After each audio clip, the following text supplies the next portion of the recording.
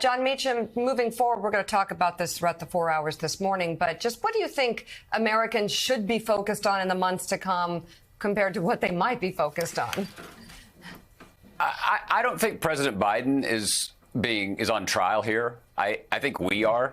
I really do. I think this is a test of citizenship. I think John just put it really well.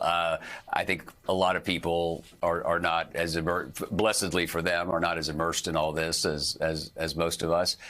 But, when Republicans criticize President Biden, it's like having someone in a burning house talking about the fire safety violations of a house that's not on fire across the street. Right. And so I just think it requires two beats of thought. It requires saying, OK, I don't agree with, 25% of what's going on or whatever the percentage is. But you know what? He's not going to break the law. He's not going to storm the Capitol.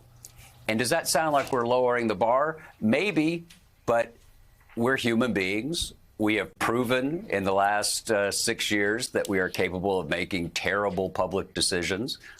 And one of the things the founders gave us is the recognition that it's hard to get things done in this country based on their view that most of what we would want to do, we shouldn't do.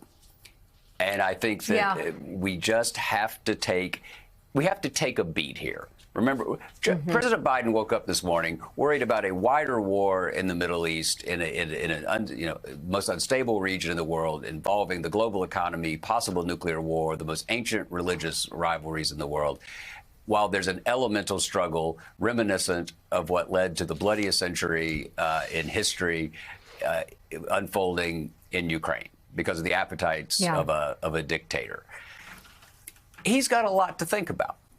And I think that citizenship requires a certain amount of empathy for that.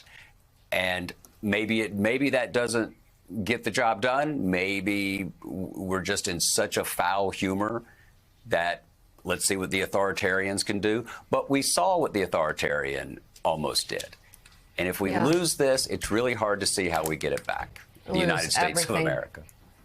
So that test of citizenship, Joe, I mean, I find it hard. This is naive maybe, but I find it hard to believe that American voters will vote against women's health. I find it hard to believe that American voters will vote against jobs, and whether you like his policies or not, Inflation Reduction Act, CHIPS Act. I find it hard to believe American voters will vote against global security and leadership and not being embarrassed around the world. NATO, Ukraine, Israel. I find it very, very, very hard to believe that voters will not vote for a president who didn't start an insurrection. I find it very hard to believe that they will vote against a president who has humanity and empathy and doesn't insult people and act in a cruel way.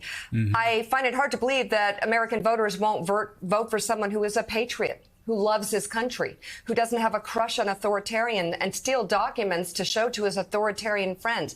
I just find it very hard to believe that unless the electorate has been poisoned by disinformation, that we're going to have this test of citizenship, we're going to fail. Well, I find it hard to believe. If you find it hard to believe, then all I can say is if Hillary Clinton were here. Yeah, I hear you. She would say, then you've already forgotten about 2016, Mika. No, I believe it's possible, but I'm finding it hard to believe, and I'm hoping that people vote for America. We talk about 2016, but let's talk about 2020. You had 77 million people vote for a guy who proved himself to be reckless, out of control, radical, a guy who spent the entire year undermining American democracy because he knew he was going to lose.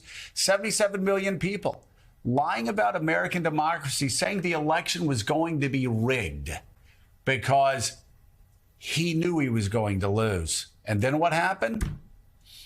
Well, 2 days before the election, he was still telling his attorney general, ordering his attorney general to arrest his political opponent and his political opponent's family. 77 million people voted for that guy. And if he gets elected in 24, it will only be worse. Don't take my word for it. Take his. Because he's already said he's going to arrest Democrats to believe after him. he gets elected. We're going to be talking about that Washington Post article where he promises to be authoritarian. He's already promised to suspend the Constitution of the United States. Now he's talking about what he's going to do when he gets elected to turn America into an authoritarian state. John Meacham. Believe him.